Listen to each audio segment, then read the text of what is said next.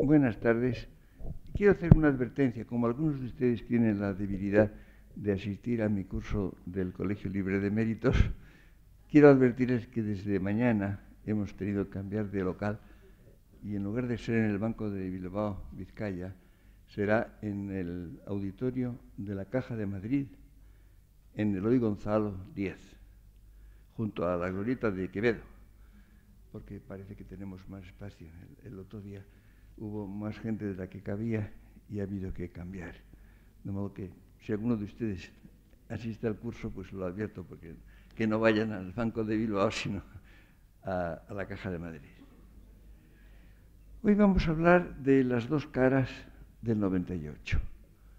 Recuerden ustedes que estábamos viendo los cambios que se producen en España en el paso del siglo XIX al XX, en diversos aspectos, y el año 98 se produce, como saben ustedes, había habido las más graves insurrecciones en Cuba y en las Islas Filipinas, había habido varias, toda una serie de insurrecciones a lo largo de la segunda mitad del siglo.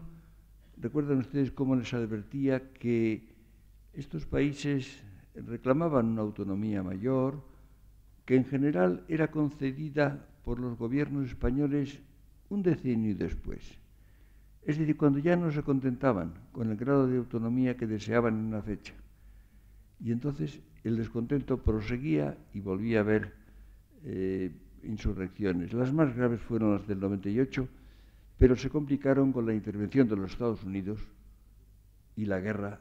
Se produjo la guerra hispano-norteamericana, que, como saben ustedes, terminó con la derrota de España, como era de temer, y la pérdida de los restos de la España ultramarina, Cuba, Puerto Rico, que no había intervenido y que acababa de recibir un año antes un estatuto muy amplio de autonomía que hubiera sido satisfactorio, y las Filipinas. Esto es lo que se llamó el desastre nacional. Es la fórmula que se empleó normalmente para hablar de esto y fue naturalmente una muy grave derrota militar, pero naturalmente acompañada no solamente de una derrota militar muy digna, fue muy digna militarmente. Por ejemplo, los americanos trataron con enorme respeto y incluso con gran estimación, por ejemplo, a los comandantes de las escuadras destruidas en Santiago de Cuba y en Cavite, en Filipinas, ¿no? Militarmente fue algo, repito, muy digno y en muchos casos heroico. Políticamente fue bastante desastroso. Hubo la impresión de que las cosas no funcionaban, de que habían fallado, evidentemente, pues, el funcionamiento de los servicios del Estado y, sobre todo, la dirección de la política, que se había embarcado en esta empresa imposible, con una cierta ligereza, con una cierta frivolidad, que no fue solamente de los gobiernos, fue también de la opinión, en gran parte, de la prensa. En fin, es triste leer las múltiples reacciones que hubo en esta fecha en España, muchas de ellas aquejadas de frivolidad, de desconocimiento de las cosas, de una especie de hostilidad ciega a un país tan importante y tan poderoso como eran los Estados Unidos, una negativa a aceptar la porción de razón que tenían los países que estaban en insurrección. Es decir, hubo una cantidad evidentemente muy grande de torpezas. Pero esto produjo una impresión general de fracaso. Es decir, la impresión que produce este episodio en España es de fracaso, acompañado de una muy curiosa impresión de irrealidad, de que nada era verdad, de que nada era real, de que todo era una fantasmagoría. Es curioso cómo todavía en 1914, en unos textos de Ortega Juvenil, todavía se emplea una frase parcialmente injusta, en que dice: la Restauración fue un panorama de fantasmas y Cánovas el gran empresario de la fantasmagoría. Cánovas había muerto, como saben ustedes, un año antes. Había muerto asesinado en el balneario de Sant'Águeda por un anarquista italiano el año 97. No estaba en el poder, por tanto. Pero, en definitiva, Cánovas, del cual, por otra parte, Ortega hace grandes elogios, dice que era quizá el mayor talento teórico de su época en España. Era hombre de mucho talento, sin duda, y de una gran cultura. Pero esta impresión de fantasmagoría se produce entonces, tiene vigencia, luego veremos en qué medida podía ser justificada o no. Hacía ya tiempo, no olviden ustedes, a mí me gusta precisar las fechas. Antes del 98 se había producido una muy fuerte oleada de pesimismo creador. Ustedes saben que había habido los regeneracionistas. Los llamados regeneracionistas, el nombre más famoso y más ilustre era Joaquín Costa, pero hay todo un grupo de regeneracionistas que son espíritus llenos de entusiasmo por España, llenos de patriotismo, pero con una visión enormemente negra, una visión sumamente negativa, sumamente pesimista. Es curioso hasta qué punto les parece todo, por ejemplo, Costa, que era un hombre apasionado, vehemente, noble, sin duda ninguna. La palabra predilecta suya era tronar. Y truena contra todo. Y todo le parece que está muy mal y que es menester rectificar las cosas. Emplea esas fórmulas, algunas acertadas, otras no tanto, de escuela y despensa, que son dos cosas excelentes, pero quizá como lema no son brillantes literariamente.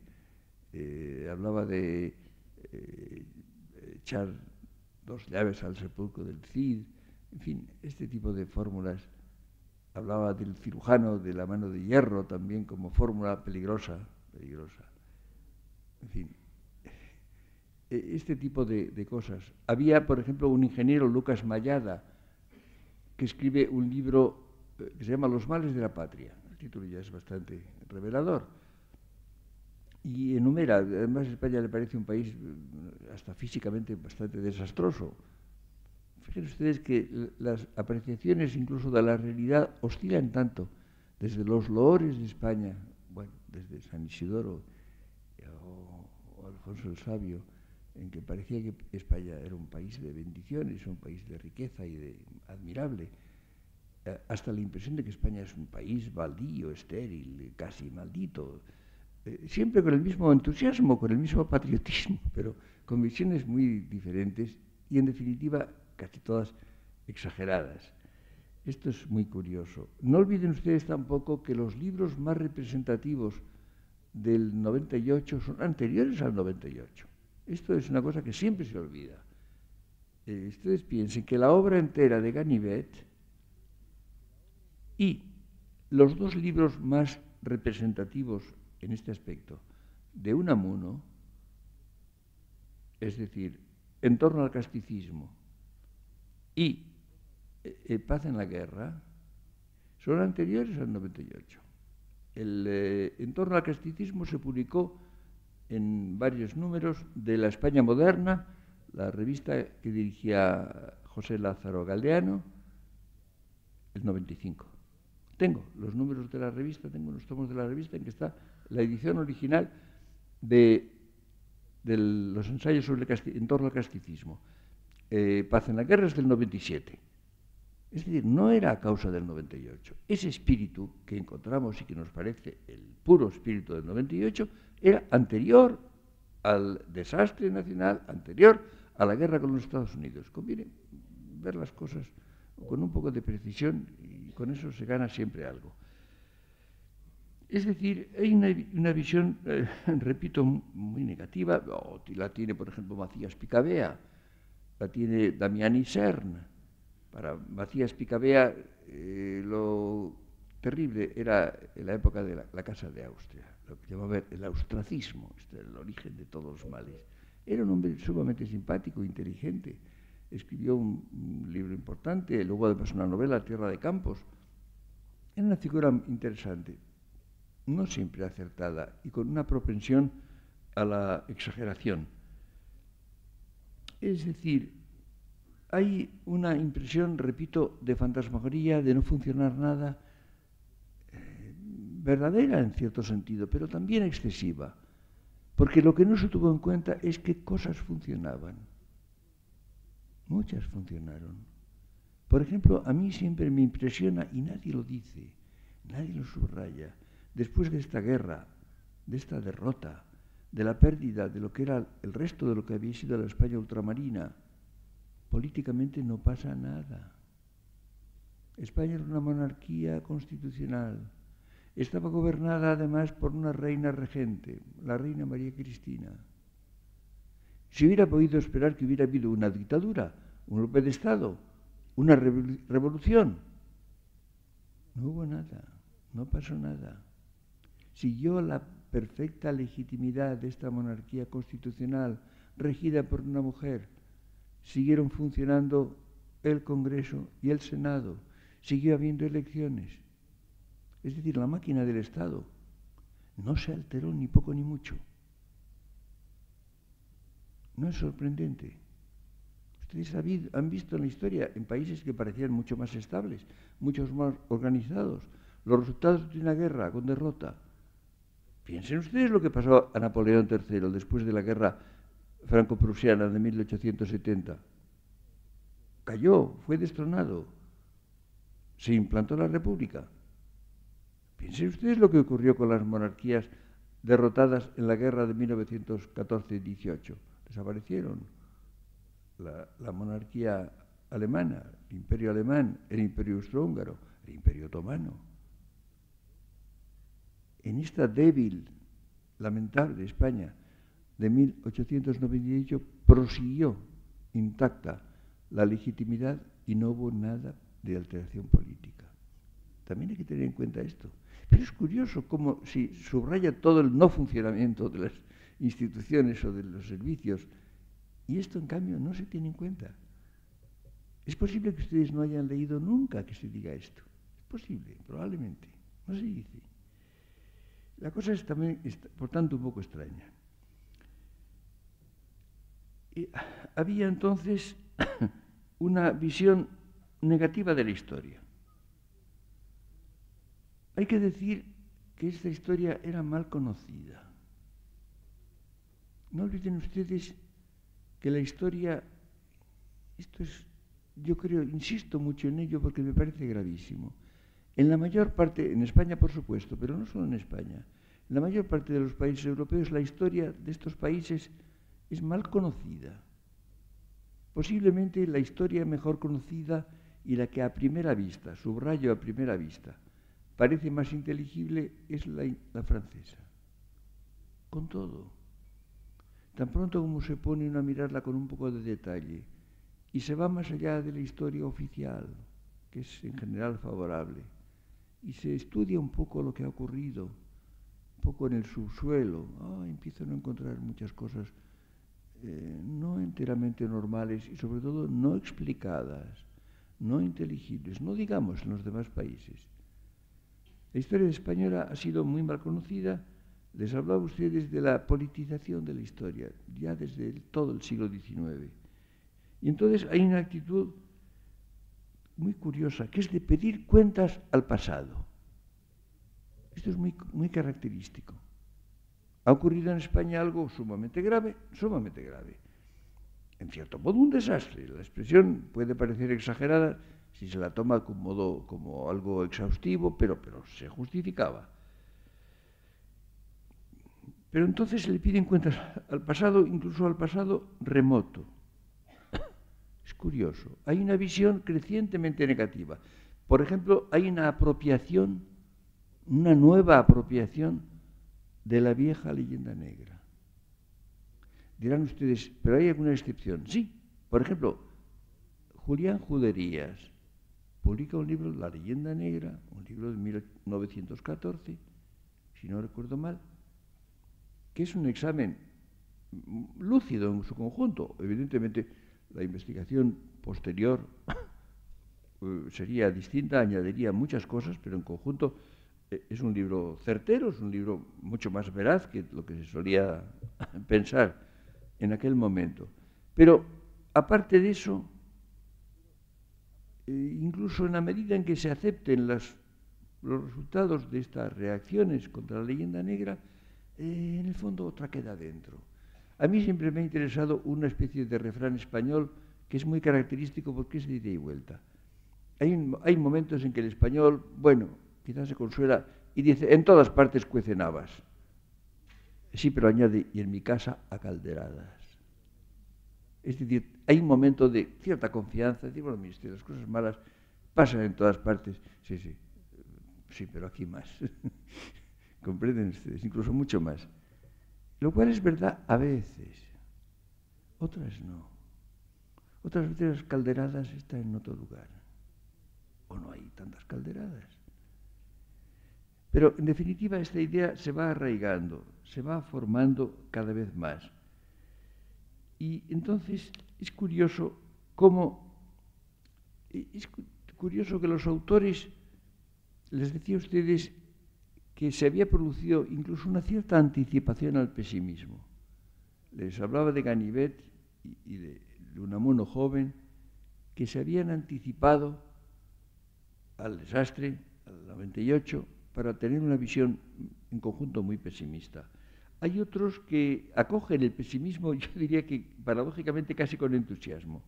Eso le pasa a Ramiro de Maeztu o le pasa a Baroja, que acogen casi con una especie de entusiasmo la idea de que todo es muy malo y que todo está muy mal y que es un desastre. Esta impresión también se produce.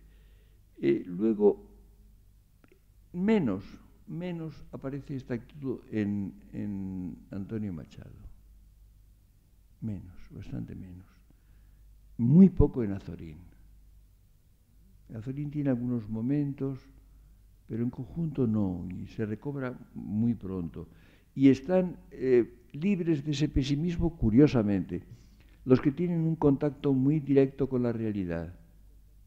Menéndez Pidal, por ejemplo, o Manuel Gómez Moreno, el gran historiador del arte y arqueólogo, que están manejando realidades, libros, documentos, obras de arte.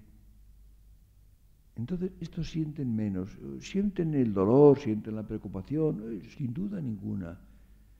Sí, pero están manejando realidades y esto disminuye su visión pesimista. Es sumamente curioso.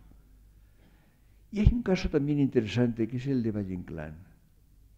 El caso de Valle-Inclán es una figura muy complicada, muy complicada. A Valle-Inclán se le va produciendo un pesimismo relativamente tardío. Piensen ustedes un poco en Valle-Inclán. Y va aumentando, diríamos, retrospectivamente. Es sumamente curioso. No en los primeros años, no en la época del desastre, ni mucho menos, ¿no? Mucho después.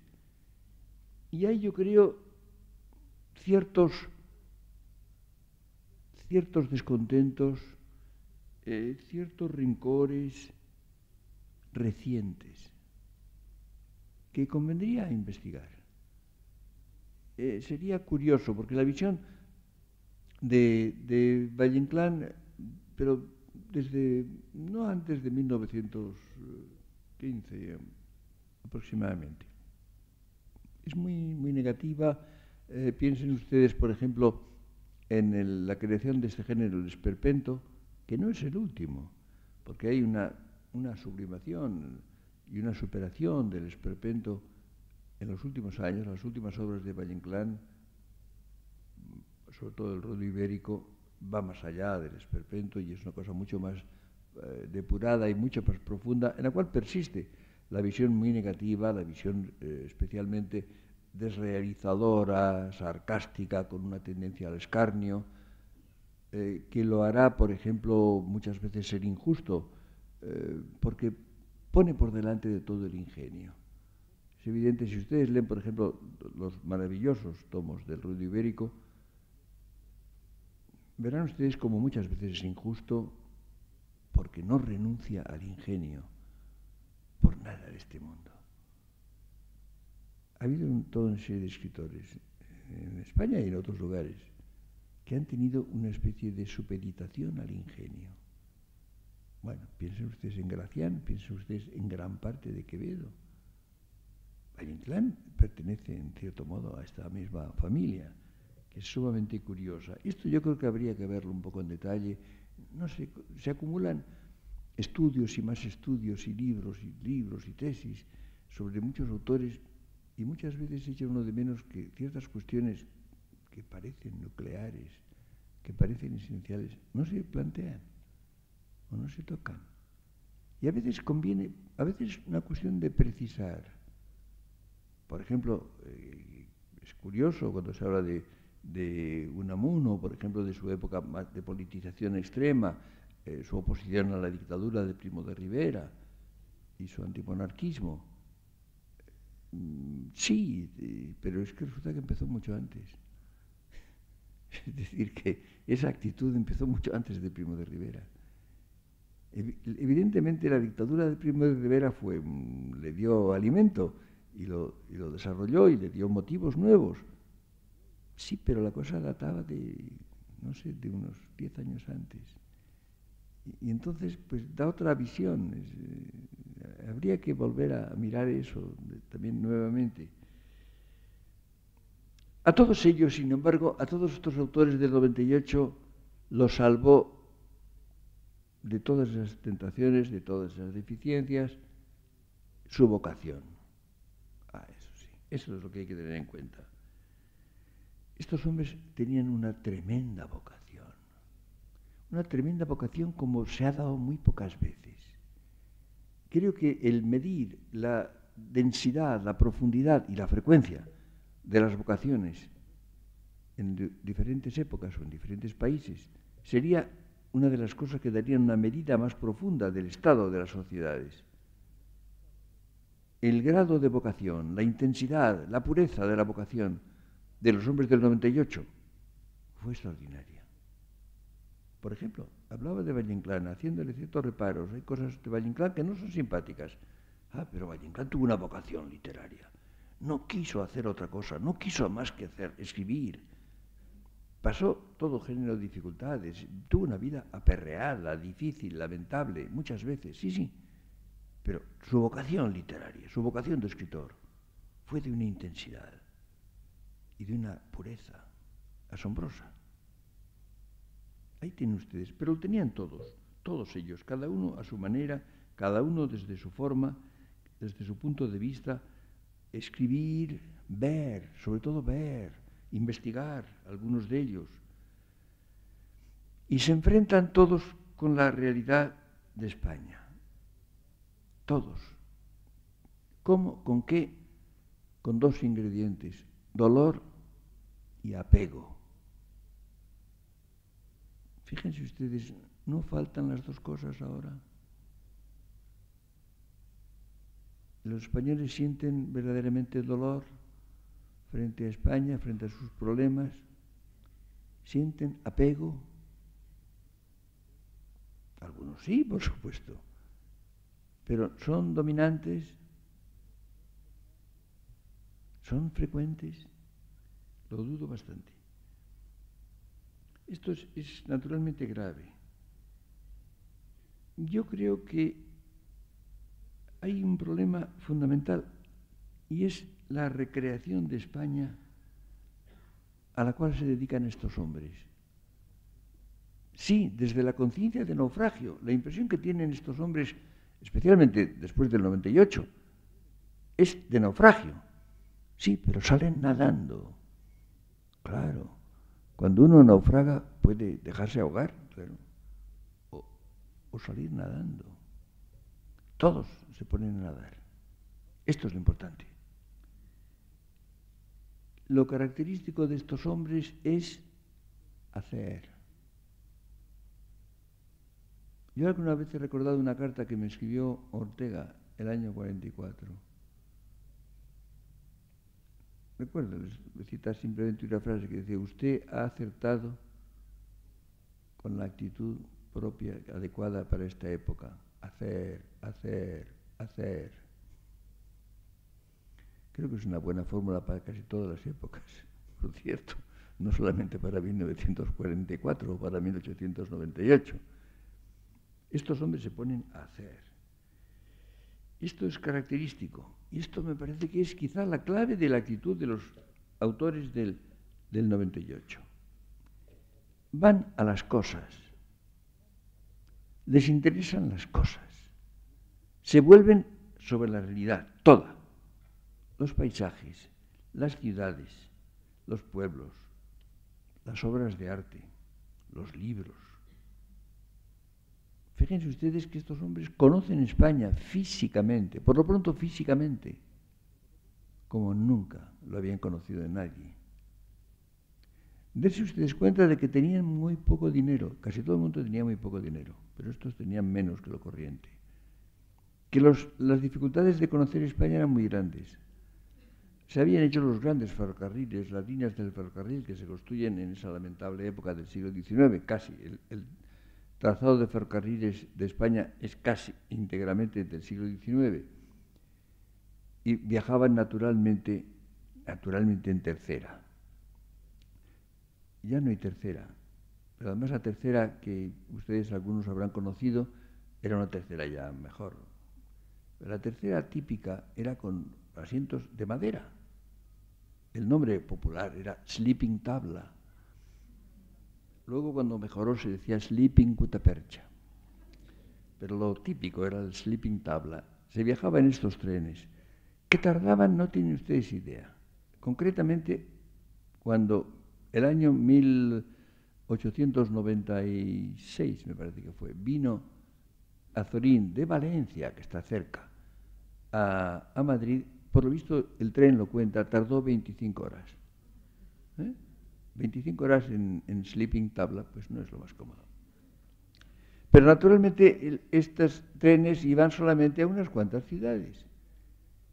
Después había que ir en tartana.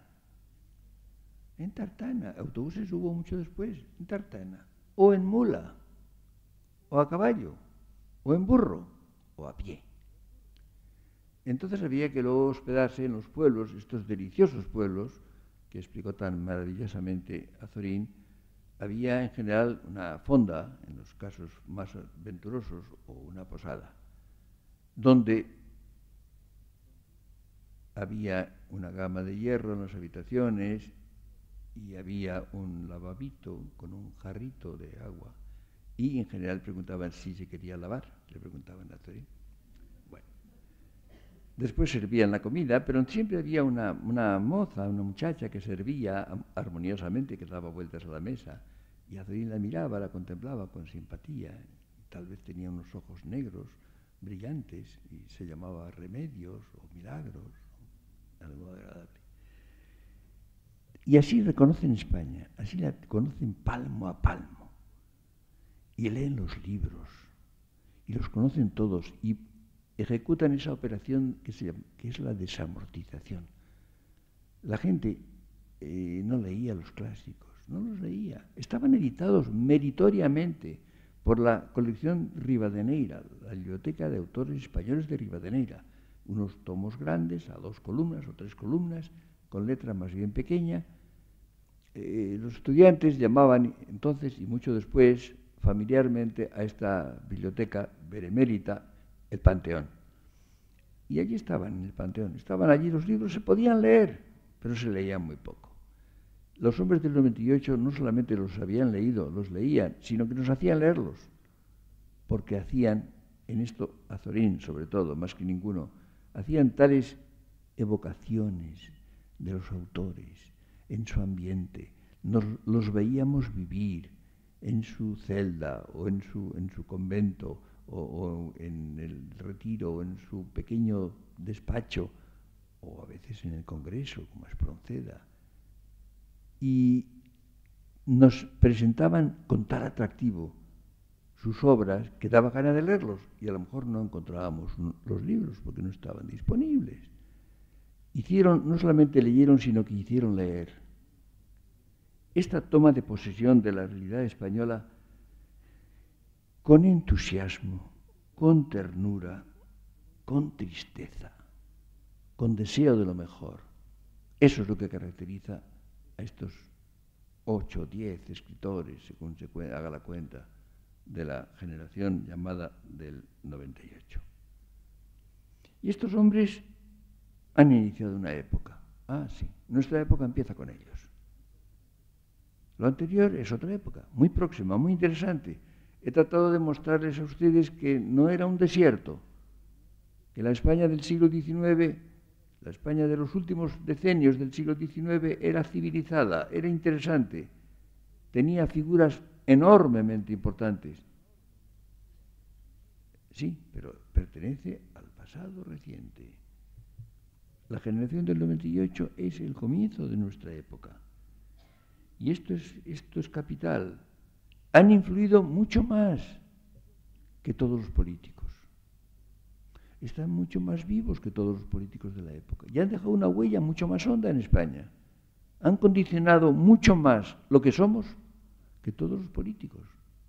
Ni más ni menos. Hagan ustedes la cuenta. Piensen ustedes en qué medida algunos están vivos o no.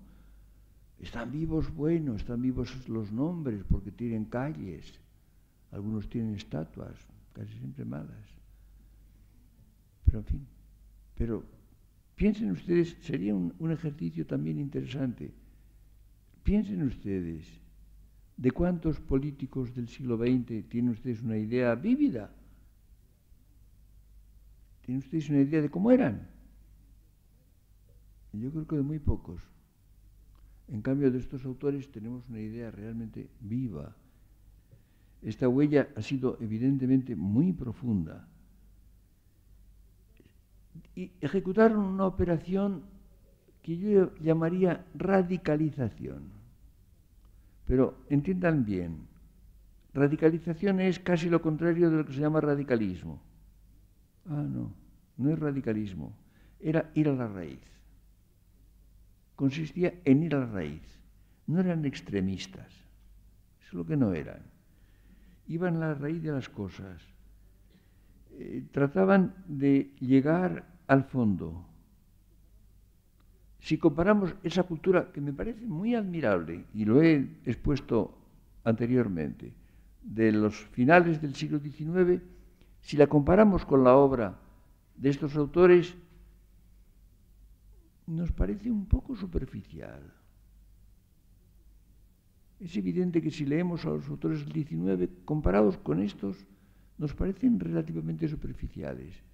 Nos parece que se mueven en un plano menos hondo, que no llegan a la raíz misma de las cosas, que ponen menos su realidad personal. Los hombres del 98 tienen un carácter de necesidad biográfica. Necesitaban hacer lo que hacían, necesitaban escribir, necesitaban investigar, necesitaban conocer la realidad española presente y pretérita. Tenían además una necesidad histórica, no solamente personal, no solamente biográfica. Esto es característico. Es decir, hicieron lo que he reprochado a la Restauración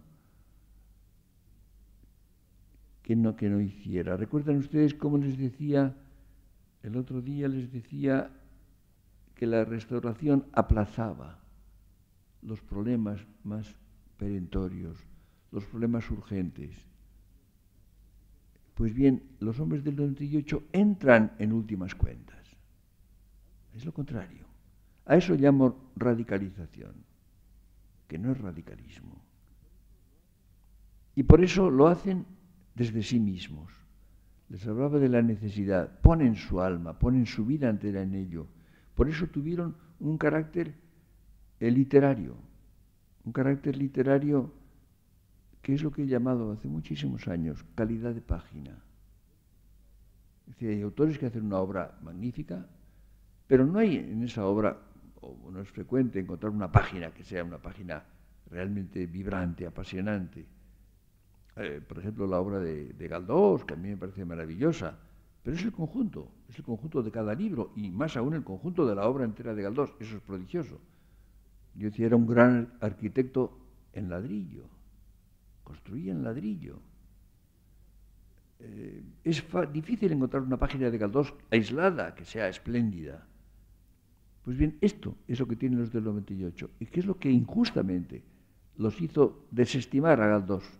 Al principio, luego vieron su valor, pero al principio lo desestimaban, porque les parecía en cierto modo vulgar, les parecía un poco trivial. No se dieron cuenta de que además escribía reflejando el decir de la gente. Cuando leemos a Galdós vemos el decir de la gente, lo que era la España de la segunda mitad del siglo XIX.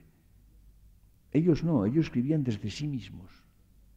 Por eso cuando se pone la mano en una página del 98 se siente el latido que tiene cada uno de ellos. Esto es fundamental. Como ven ustedes, son características nuevas que representan algo distinto de lo que se había hecho hasta 1900 aproximadamente.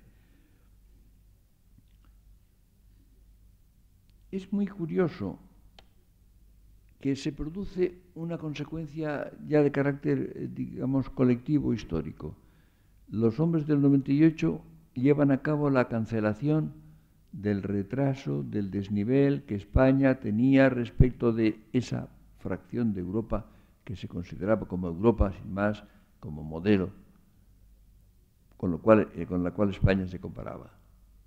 Ustedes saben que, recordábamos, España había padecido una especie de aislamiento durante un cuarto de siglo, desde el comienzo de la Guerra de la Independencia, en 1808, hasta la muerte de Fernando VII en 1833. Son 25 años.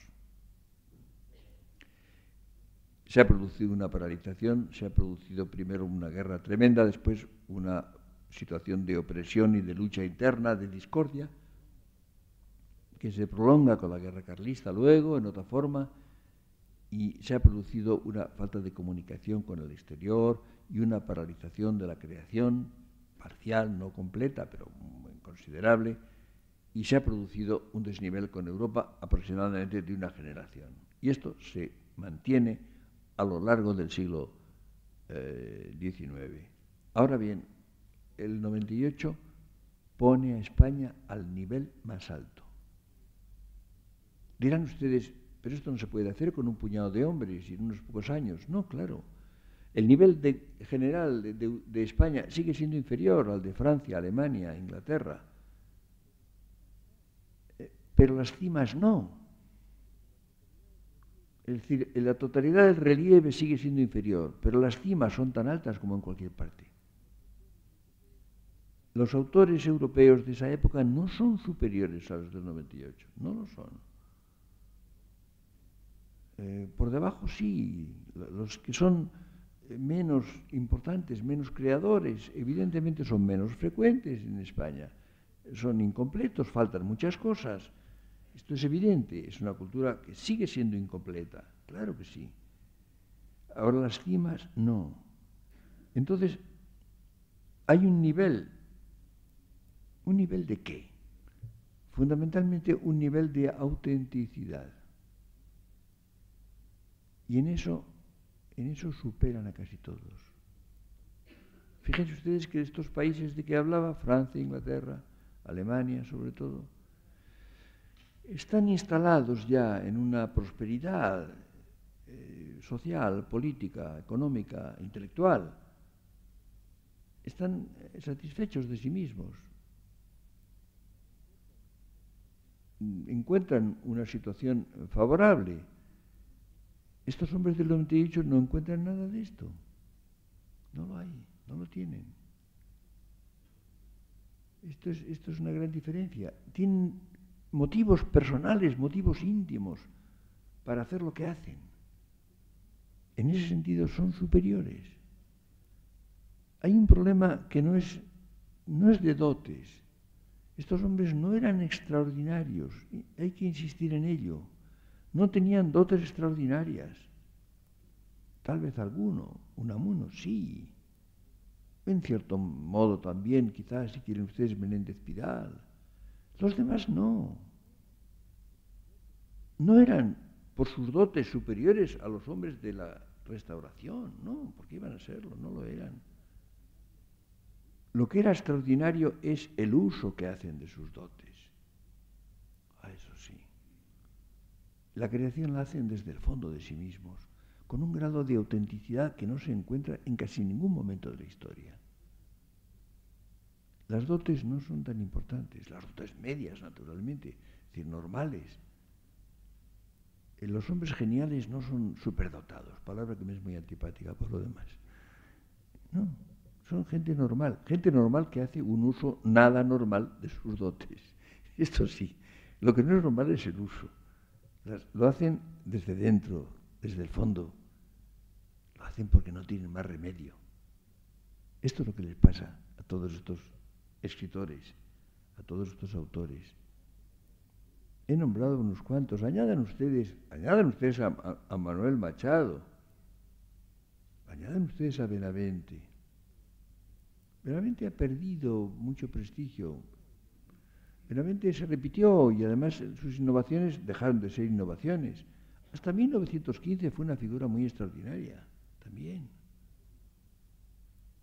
Pero en conjunto son muy pocos. Son pocos. Son pocos, pero a su sombra hubo otras figuras. Si ustedes consideran en conjunto la historia de estos años, del final del XIX y los primeros decenios del siglo XX, verán ustedes, por ejemplo, que hay muchos nombres. Es muy interesante la visión que tiene Rubén Darío. Rubén Darío vino a España en 2 ocasiones, pero ya se quedó en España y se consideraba como español, se españolizó profundamente. La visión que tiene del 98 y de la situación de la época es extraordinaria. Yo escribí un ensayo sobre esto hace unos años. Si alguno de ustedes tiene mucha curiosidad, está impreso en el último tomo publicado de obras mías, el tomo 10. Allí está incluido. Y habla de autores que hoy nos parecen muy poco importantes y que están olvidados. Y no eran grandes escritores, pero eran escritores. Esto es muy importante. Durante bastante tiempo había en España escritores. Algunos muy grandes, otros no tanto. Algunos ni siquiera eran muy buenos, pero eran escritores. No eran gente que escribe. Hay épocas en que escribe mucha gente y puede escribir incluso bien, pero no son escritores. No era su vocación. En esta época había bastantes escritores no muy buenos, pero escritores. Y cuando uno los lee encuentra algo que no es frecuente encontrar después. En definitiva diríamos que son los que crecen a la sombra de los grandes escritores del 98, que participan de lo que ellos traen al mundo literario, al mundo cultural, de una manera menos lograda, menos brillante, tal vez con menos entrega, con menos profunda vocación. Pero ahí están, y eso también tiene mucha importancia. Yo creo que es sumamente interesante. Es decir, hay, les decía a ustedes, un naufragio del cual se sale a fuerza de esfuerzo nadando. Y esto me parece algo absolutamente decisivo. Tengan ustedes en cuenta, les hablaba antes de que tenían pocos medios, de que tenían muy poco dinero. Muy poco dinero. Por ejemplo, cuando viene Azorín, muy joven, Azorín nace en Monóvar, luego estudia en Yecla el bachillerato, luego va a Valencia, estudia Derecho, no acaba la carrera de Derecho, lo suspenden en literatura española, cosa que tampoco es extraña. Al final viene a Madrid y quiere escribir, quiere abrirse el camino en los periódicos, pero naturalmente esto es muy difícil, no se pagaba casi nada, era muy difícil colocar un artículo y se pagaba tan poco por él. Y él cuenta, por ejemplo, va a vivir en una pensión en la calle del Barquillo, una casa de huéspedes, que es como se llamaban, y ahí tiene una temporada en que durante 20 días, se alimenta con un panecillo de 10 céntimos por la mañana y otro panecillo por la noche. Y él cuenta que había enfrente de su ventana, en el patio, porque era una habitación interior, como es natural, no tenía vistas a la calle del Barquillo, había un obrero que lo ve y come, él hace su comida y a veces le hace gestos de ofrecerle que si quiere participar en su comida. Entonces Azorín le da las gracias muy amablemente, pero no acepta. Y un día en el retiro se desmaya de hambre. Y entonces unos dedican, dice, es un kurda, creen que se ha emborrachado. No es que ha bebido, es que no ha comido, que es distinto. Pero por vocación estuvo 20 días con un panecillo de 10 céntimos por la mañana y otro por la noche. Esta situación era frecuente. Dirán ustedes, sí, pero tenían en cambio un prestigio. No, no tenían prestigio ninguno, al contrario. Les llamaba los modernistas. Y la palabra modernista era un insulto. En aquella época, modernista no era el título de una escuela sobre el cual se escriben tesis doctorales luego. No, era un insulto. Con vagas implicaciones de homosexualidad, por cierto, que era injustificada, pero lo tenía la palabra modernista. Bueno, había modernistas, que era una tendencia particular. Algunos de los autores del 98 fueron, en cierto modo, modernistas. Y por ejemplo, lo es bastante Manuel Machado, lo es en toda la primera fase de su obra Valle Inclán. Pero en definitiva, había otros que eran modernistas en un sentido más afectado. No sé si ustedes conocen esos versos burlescos que se decían: en medio del lago, con fe de crisálida, maldice a su madre por ser poco pálida. Era una parodia del modernismo, ¿no? Se cuenta que Villaspesa, que sí era modernista, una vez vio unas plantas en un estanque y le dijo a Unamuno: don Miguel, ¿qué son esas plantas tan bonitas? Dijo: eso es de lo que usted habla en todos sus poemas, nenúfares. Empleaba la palabra nenúfares porque le gustaba la palabra, pero no sabía lo que eran nenúfares. Y cuando los vio se quedó admirado. Bueno, esta es, diríamos, la parte un poco cómica, pero quiero decir que no tenían prestigio. Conviene que ustedes se den cuenta de un hecho muy importante, que es que nosotros vemos a las figuras más o menos pasadas con su pedestal. No mucho pedestal en España, porque en España lo del pedestal es muy difícil. Si acaso sirve para que se derribe el pedestal y se caiga desde más alto. Pero en fin, algunas figuras pasadas están con pedestal. Pero durante mucho tiempo no ha habido pedestal. Cuando se está vivo, se circula por el mundo sin pedestal, por supuesto. Y entonces estos señores, que nos parecen tan extraordinarios, o los cuales escriben libros, estaban mal vistos. Y sobre todo muy poco vistos. Les hacían muy poco caso. No los conocía casi nadie. Los conocía curiosamente algún viejo. Por ejemplo, Valera.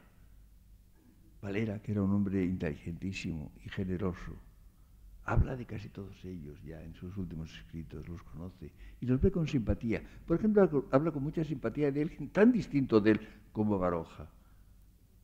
Tan distinto. Y sin embargo, lo ve con mucha simpatía. Me parece bien. Esto es interesante. Por ejemplo, Ortega Monilla, el padre de Ortega, los apoyó mucho, los ayudó. Los veía también con simpatía y buenos ojos. No era frecuente. Es decir, había pocos motivos para hacer lo que hicieron. El único motivo importante era que tenían que hacerlo, que habían nacido para eso. No tenían otro remedio. Tenían pasión por España. Tenían preocupación. Esa preocupación nacional, que es una constante de la literatura española, que algunos dicen que es un signo de enfermedad, de un signo patológico. Yo no lo creo. Yo no lo creo. La vida humana es preocupación de sí misma. La vida humana, individual.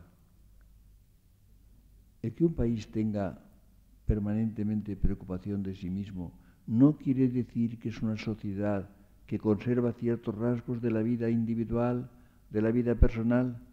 No quiere decir que es una sociedad no desalmada.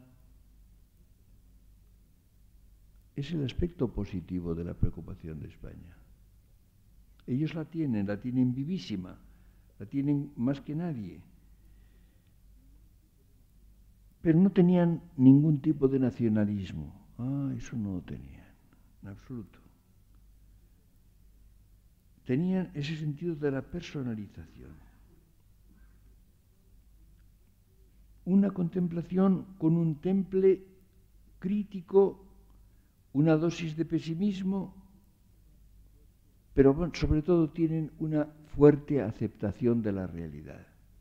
Fíjense ustedes que esto no es conformismo, es lo contrario.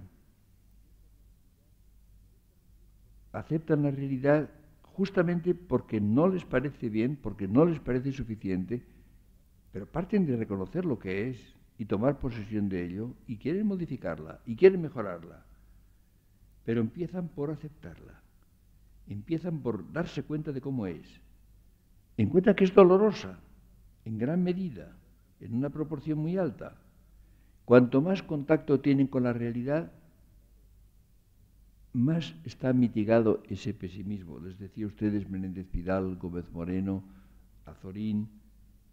En definitiva, en ellos está mitigado la impresión negativa de España por el contacto con la realidad, por el conocimiento de la realidad. Ustedes piensan, por ejemplo, que un historiador del arte, un arqueólogo como Gómez Moreno, que está viendo la maravilla de ese tesoro artístico español, que después de todas las destrucciones sigue siendo asombroso. El que ha leído los libros, ¿recuerdan ustedes cómo les decía que Menéndez Pelayo se irritaba con los que negaban la cultura española porque no conocían nada, porque no habían leído ni un libro? Y él había leído tantos. Es decir, el que tenía contacto con la realidad no podía tener tanto desánimo, no lo podía tener en absoluto. El propio Valle-Inclán, que hace una operación de desrealización, en gran parte satírica, en gran parte, digamos, incluso de escarnio a veces. Sin embargo, se le van los ojos a la belleza de ese mundo, en cierto modo decadente, en el ruedo ibérico. Ve su belleza, le parece admirable, ve que tiene un gusano dentro. Ve el gusano, pero también ve la manzana, con sus colores, con su aroma. Esto es capital, ¿no? Es decir, el 98 es dos cosas, por eso hablaba de sus dos caras. Es el desastre y es el despertar. El despertar hacia la calidad y hacia la intensidad. La vida española se intensifica y se depura en medio del desastre. Esto es capital. Hay un renacimiento desde lo más profundo, desde las raíces. Y se produce además la posesión de España, la posesión física, artística, literaria, algo menos histórica, algo menos de la historia. Quedaba por poseer la historia. Todavía pesa demasiado la visión negativa del pasado, la politización de la historia, el elegir ciertos momentos como únicamente aceptables. Todavía había mucho que estudiar, había mucho que investigar. Eso se ha hecho después, pero entonces todavía no lo había. Esto era difícil. Había además algo muy importante, la creación de Castilla. La Castilla como creación literaria. Fíjense ustedes que estos hombres no son castellanos, ninguno. Todos son extraños, todos vienen de la periferia. Valle-Inclán es gallego. Los Machados son sevillanos. Baroja y Unamuno son vascos. Todos vienen, Maeztu también. Son gentes que vienen de la periferia y se encuentran en Castilla y se deslumbran. Tienen la impresión de que es algo profundo, algo esencial. Sienten un entusiasmo, crean literariamente a Castilla. No olviden ustedes la figura de Maragall, que es de la generación anterior al 98, que tiene un profundo entusiasmo por España. Un catalán, verdaderamente catalán, autor de la mejor poesía catalana de cualquier época. Espléndida. y de una prosa española, castellana, espléndida también. Amigo de Unamuno. Desgraciadamente murió pronto, murió en 1911, hubiera podido vivir mucho más. Es una figura también interesantísima, a quien leen muy poco los catalanes. Yo me he leído sus obras completas en las dos lenguas, todas, y no he perdido el tiempo. Pero ¿cuántos lo han leído? No solamente aquí, sino también allí, en Cataluña. Qué poco se ha leído Maragall, y qué poco se lo lee. Esto es, como ven ustedes, un rasgo, creo que es capital. Hay un conocimiento profundo de lo europeo en unos cuantos. O por ejemplo Unamuno. Unamuno probablemente sería difícil encontrar en su momento ningún europeo que tuviera una visión tan completa de la cultura europea. Porque otros países tenían la posibilidad de atenerse a lo suyo. Ustedes leen, por ejemplo, libros científicos, libros de pensamiento, ingleses, franceses, alemanes. Ven ustedes un predominio abrumador de autores y libros de la lengua propia. Los españoles no podían hacerlo, incluso por la pobreza de esta cultura, por el escaso volumen. No podían ser provincianos. No podían serlo, pero lo interesante es que no lo fueron. Y España se convirtió en el país menos provinciano de Europa. Todavía la cosa siguió durante mucho tiempo. Si ustedes entran en la casa de algún intelectual español, hasta nuestra época todavía, ven ustedes cómo sus casas están llenas de libros porque las bibliotecas no son muy buenas y los intelectuales españoles no han podido hacer más que comprar libros y llenar sus casas hasta que no se puede vivir en ellas. Yo en mi casa tengo 30 y tantos mil y aplico ese dicho de ni contigo ni sin ti, porque sin ellos no podría vivir y con ellos tampoco puedo vivir. Es horrible. Pero están en muchas lenguas. No son libros solamente españoles. Porque no hay más remedio que leer libros en varias lenguas. Y esto ha sido característico, lo cual no ocurre en otros países. Entre otras razones porque pueden, en principio, atenerse, con error, pero pueden atenerse a los libros de su lengua. Es un error, pero se puede hacer. En España no se podía hacer. Quizá por eso no se ha hecho. ¿Comprenden ustedes? Y entonces resulta que se ha llegado precisamente con una modestia, con una pobreza, con pocos recursos, con una modestia de la cultura. Se han obtenido resultados muy interesantes. Que hay el riesgo de abandonar, de olvidar y de recibir un empobrecimiento. Continuaremos el martes que viene.